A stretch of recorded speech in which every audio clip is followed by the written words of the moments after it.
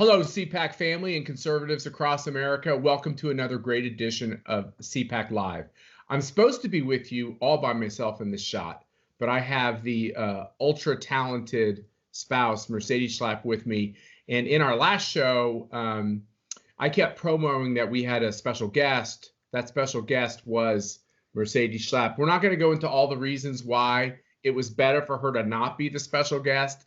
Let's just say it was better for her. It would have required me to get out of my pajamas. That was a little too much work. So it's not true. No, it's not. Okay, so how do you watch CPAC Live, which, by the way, is really taking off out there? We're getting a lot of great feedback, ways to improve the show, ways to bring more of your favorite speakers to you. Today we have Charlie Hurt from the Washington Times, who's going to be with you, which is awesome.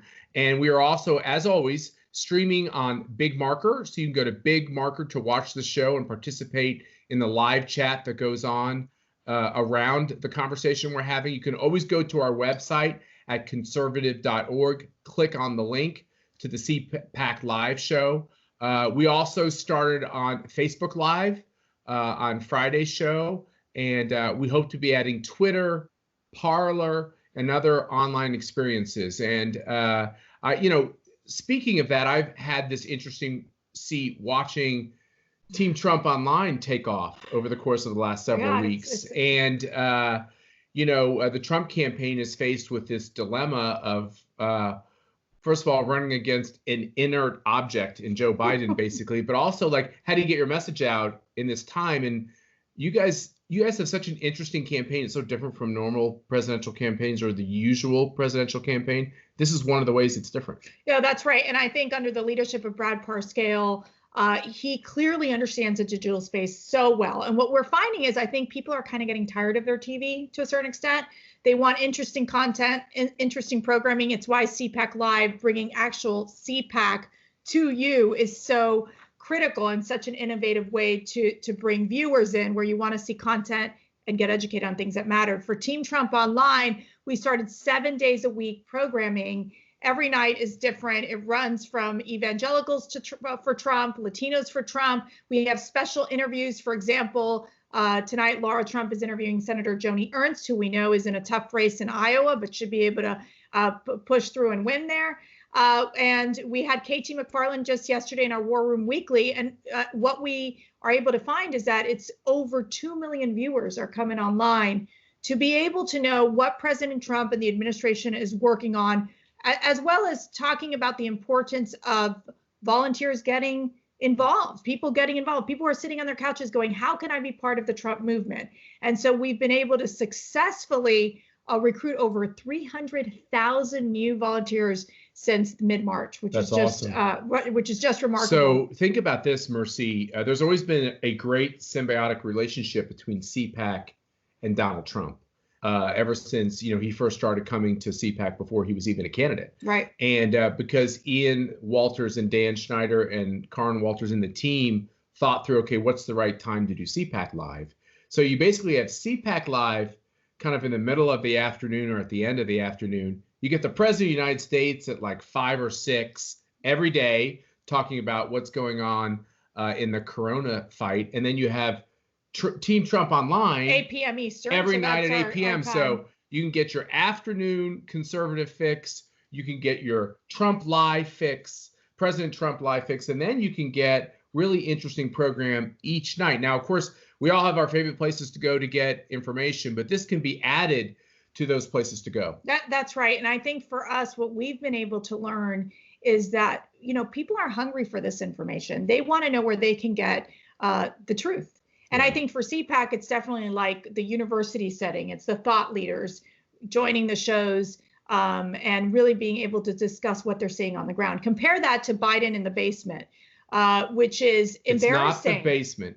It's Hunter Biden's former rec room. That's true. It actually was written in the New York Times that used to be the rec room. Which is scary. So Biden, sadly, hasn't been able to really penetrate the market effectively in the digital space. He's too busy trying to deny these sexual allegations on Tara Reade. In addition to that, think about it. He wants to pick a woman vice president, yet all these women that are potential vice presidential contenders have to make the crucial decision. Will you support Joe Biden or will you believe all women, which is exactly what their line has been since the Kavanaugh days. Total double standard. Joe Biden is completely stuck. He doesn't even know what to do with the University of Delaware papers, where he doesn't want them released because, quote unquote, it would damage the presidential campaign. Release the papers, Joe. Come on. And then you have, of course, the fact that he is really cannot, his definition or vision for America is that of a socialist America, because he's had to shift so far to the left when it comes to these issues. Mercy, earlier today, you were on with Stuart Varney, and he brought up the latest Gallup numbers. I keep telling people to suspend their analytics on polling right now, because when you're right in the middle of a national emergency, numbers tend to bounce around. For instance, both President Bush's, they got these ridiculously high poll numbers, and their political teams thought, well, wow, the reelection is kind of like in hand, and all of a sudden things change dramatically. With President Trump, it's a little bit different. He hasn't seen like an 80 or 90% approval, but he's seen very durable increases over time in his poll numbers. Does that make the campaign feel more optimistic, or do you just kind of throw polls aside? Look, I think we do throw polls aside in a sense. Obviously, we're reading the polls to know where the trends are going in these critical states. But as you said, we are in a very unique time, right? We're all stuck at home. We're quarantined. I think I talked to your mom on Saturday. I like being stuck at home. It's okay, sweetheart. Right. It's not true. It's not true. I mean, he loves me, but it's like, I'm the most miserable quarantine victim there could ever be in the world. I just want you to know. It's a little grumpy, Schlapp. I am not wired for this.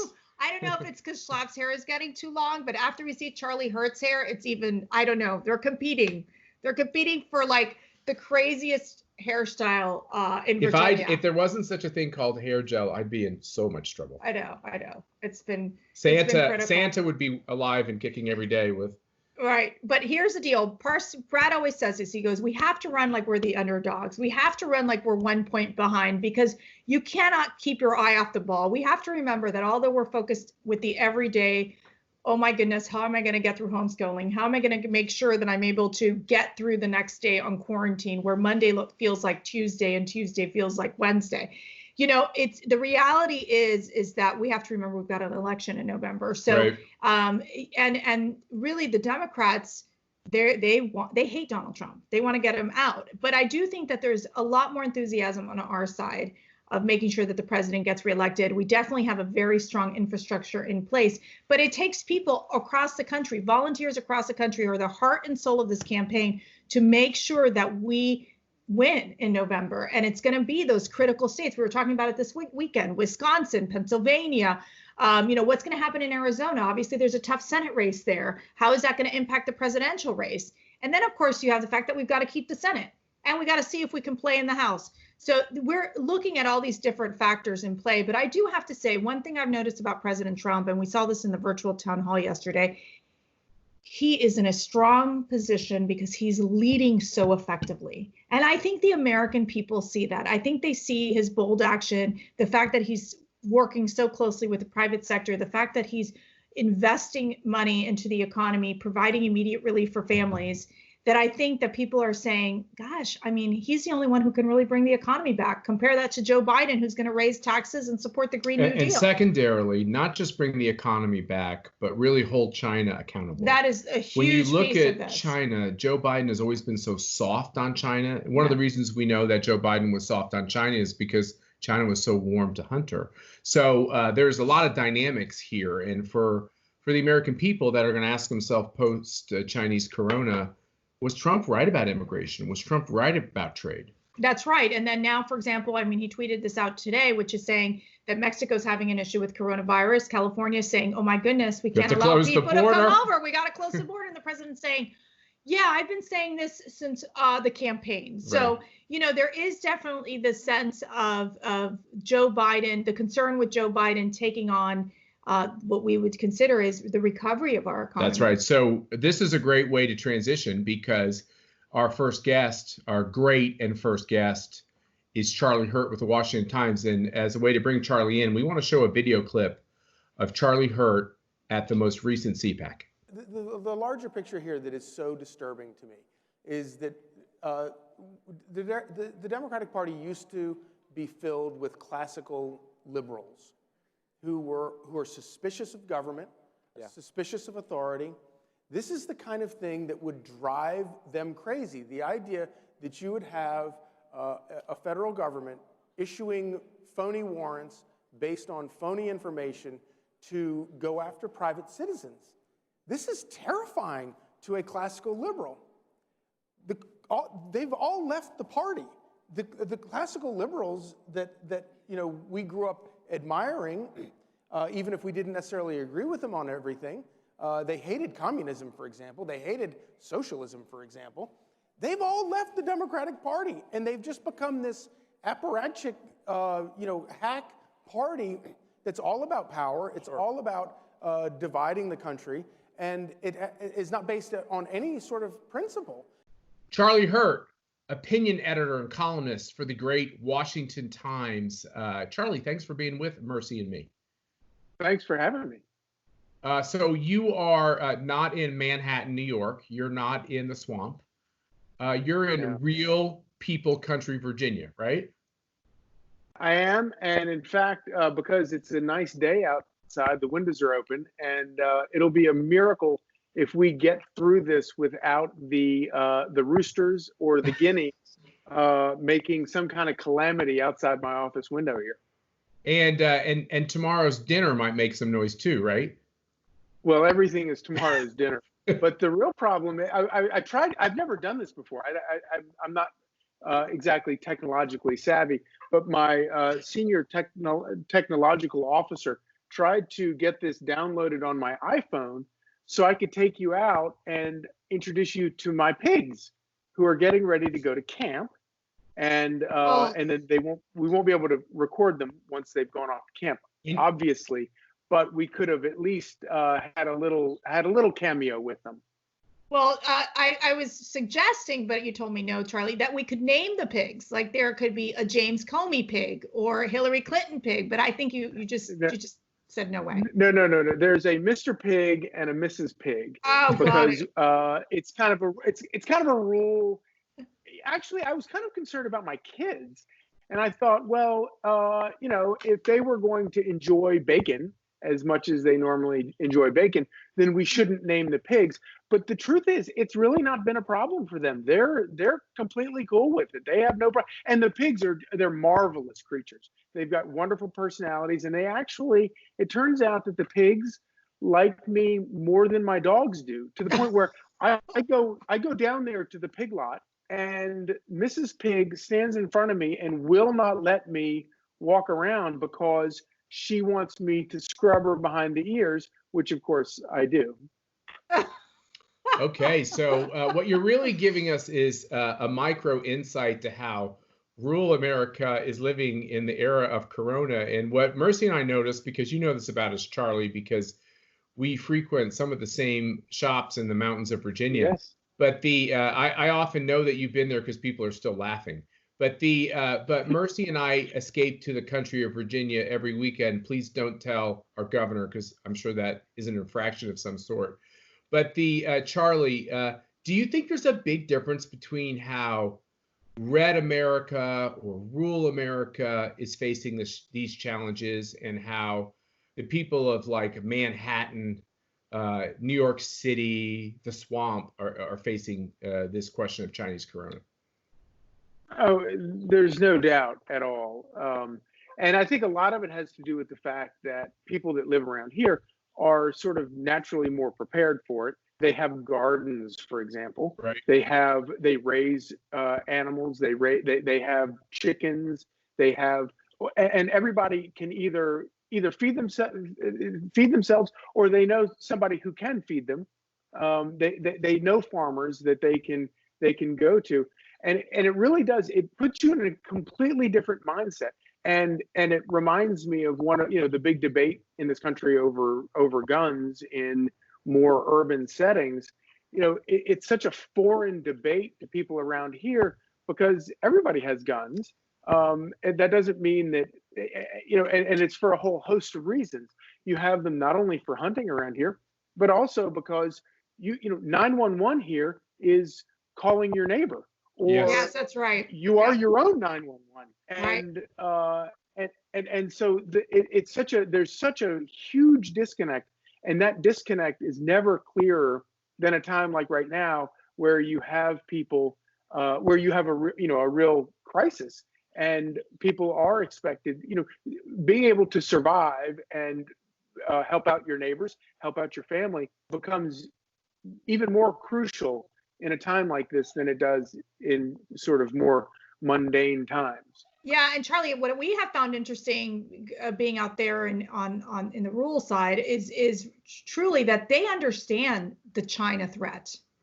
There's always this thing of saying, things need to be made in America. Like, what has happened that China has taken away so much of our production? I mean, we one of our friends out there actually makes furniture, and it's one of the few American-made furniture smaller companies, and he had got laid off because of the coronavirus, and and it's sad to know that so much of our production has gone offshore and has gone to China, a country that has clearly been focused on destroying America. It's such a fascinating point, Mercy, and I think it's so true, and it's something that President Trump obviously tapped into very early.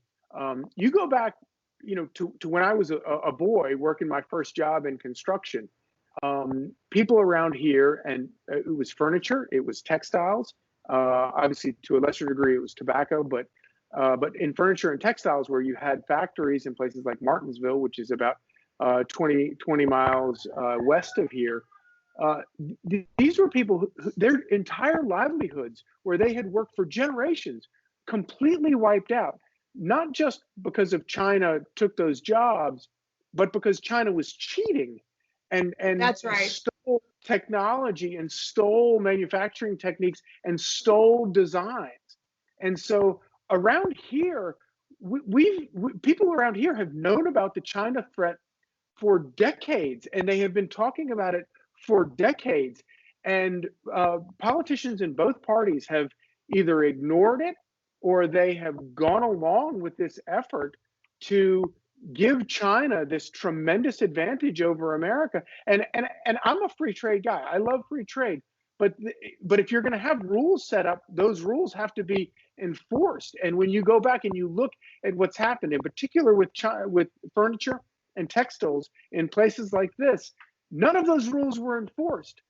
Politicians in both parties got in bed with China, gave away the store, and the people who lost out, the people who lost jobs that they had had for generations, are people that live around here. So when Donald Trump came along, and he was the first politician to come along and call out China for what they were doing, everybody else, they couldn't, in Washington, they couldn't believe that this guy was getting shout outs. It was like being at a Lynyrd Skynyrd concert, and people in the back would yell out as if they were calling for him to sing Freebird. They're going, China, China. And then he'd go into like a 10-minute riff on China, and the audience would be like on their feet cheering. These were the first people. And this was why I realized early on just how popular Donald Trump was, and just how he had tapped into something very special.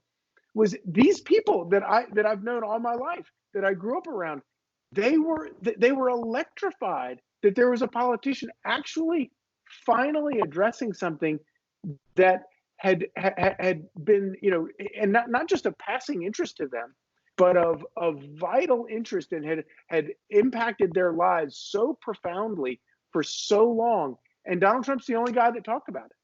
Yeah. So Charlie, my theory that Mercy and I talked about to start the show, which is not really my theory, I think it's pretty much universally felt, which is, in the beginning of all this, we thought, well, the strength of the Trump economy and the fact that people feel more optimistic under Trump than any day, except the day that Osama bin Laden was captured and murdered. Just remember that Biden didn't even agree with the Osama bin Laden That's raid. A good point. Okay. Well, because as KT McFarland says, Joe Biden's been wrong about every foreign policy question. Literally and everything. By the way, there's something useful about having somebody who is wrong 100% of the time about everything. It's a nice marker. I mean, I don't want him to be president, but I think we should keep him around because it's a really good bellwether to kind of, if you want to know the wrong decision, have Joe Biden give an answer to what we should do.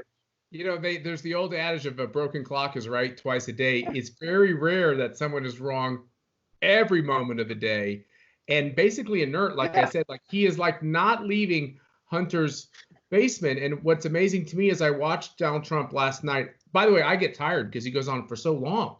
But there's Martha McCallum, Brett Baer, and the president, and then Mnuchin and the vice president. Like he's the Iron Man. It's like an hour and 45 minutes of just question after question, tough questions with good answers. But the point is, Charlie, do you think it's right? It's not just the economy. It's also this whole question of China now is front and center in this economy. Do you think that that's right? That that's now the number one issue is how does America take on China? I do think it is, and it better be. And but you know, and you know, I can find things to be critical of President Trump over. You know, I wish that he would run even more roughshod over the political establishment in Washington. I wish that you know, I would love it if he would twitch his nose and just abolish entire cabinets in Washington. I wish that he would just, you know, take the Department of Labor and completely shut it, blow the building up, turn it into a park. I would be delighted with all those things. I get it. I'm not going to get all those things that I want. I wish that he were even tougher on immigration. But I know this, and this is the thing that keeps me very, very satisfied with President Trump. The alternative, I don't care whether it's a Republican, a Democrat, whoever, any alternative is not going to be anywhere near as forceful as President Trump is on these important issues. And a big part of it is that he is at his best when he doesn't care what anybody thinks. It's the truth. And this business of going after China and confronting China is, and you know, we use the word existential a lot, and I think maybe sometimes a lot of people don't know what it means. But this is truly, China is an existential threat to this country. Yes. Set aside the fact that it's a communist regime, an Right. evil communist regime that wants to destroy freedom around the globe. They also just want to destroy America. And so, you know, I could find things that I could be critical of President Trump in terms of even China. But there's nobody who comes within a million miles of President Trump in terms of effectiveness, in terms of mission, and certainly Joe Biden. Are you kidding me? Yeah, I mean, it's a joke. And he understood, Charlie, I think from day one. And I remember being in those trade meetings when I was at the White House, where he understood that fight. And think about it. He went against Republican establishment. He went against Republican free traders when he started saying, no, we're going to put the tariff on China. And wait a second, we're going to start with 25 billion. No, we're going to go to 50 billion. Like, he would up the number every time. You know, it was a constant increase in the number of tariffs. And that, as you know, made even Republicans very uncomfortable. But it was to get to a result. Look, I'm not a big believer in tariffs. I don't think Charlie's a big believer in tariffs unless you're using them as a tool to change. But they did. It ended setup. up with the phase one That's trade right. deal with China, where That's now right. China's buying some of our agricultural products that they weren't doing before. And the same for USMCA. Yeah. It's the getting tough piece. It is the getting that tough changes piece. the behavior of the other countries. But think about it. That's contrasting with where Obama and Biden have been when it came to China, where it was literally bowing down to the Chinese dictator. Yeah, and by the way, I agree with you, Matt, about free trade. I don't like tariffs. You know, I don't like government intervention in basically anything, or in very few things. But I stand up to the greatest, the most pure free trader that you can come up with in Washington. I defy them to match their credentials to President Trump's, and here's why. Because in Trump's back pocket, throughout all of these debates, he has always fallen back to one thing, and that is, he says, okay, you want zero tariffs on anything? Fine, let's go there. And as soon as he makes that offer, all the rats go scurrying for the corners, the dark corners, and hide. And I believe Donald Trump is actually serious about that he would be delighted to remove all tariffs. That's right. I'm in favor of it. But you cannot find me a single free trader in the ranks of Republicans in Washington who actually would fight for that the way Donald Trump does. And Charlie, if we're not going to have that, then let's go ahead and talk about tariffs then. Charlie, the other people who know that are our allies around the globe and our friends. We found that our travels with CPAC to Asia, to South America, you were with us on like the trip to Brazil, Mercy. There's a whole group of people who have felt left out of this global discussion, who are rooting Donald Trump on. And we are really honored to have Edward Gretton from Wimbledon, England, ask us a question about how the American economy will come back. Hi everybody, I'm Councillor Edward Gretton from Wimbledon, London. Best wishes to everybody in America. Best wishes to your president. He's more than welcome here in London and the United Kingdom anytime, and we hope to see him again here soon. Have a quick question. Is America going to take the lead now and really encourage the traditional industries, steel industry, construction industry and so on, really open up? It's very clear that these industries can work very safely during the crisis, and it's so important just for jobs, local and national economies, that these traditional industries are kept going by the government with support and encouragement at the highest level. Thank you. So Charlie, are you an open up the economy guy? Oh, without a doubt. People are very good at protecting themselves and taking care of their families, as we have seen during the shutdown. And I think that if the more we let people make those decisions to protect themselves if they're vulnerable, the better off we'll all be.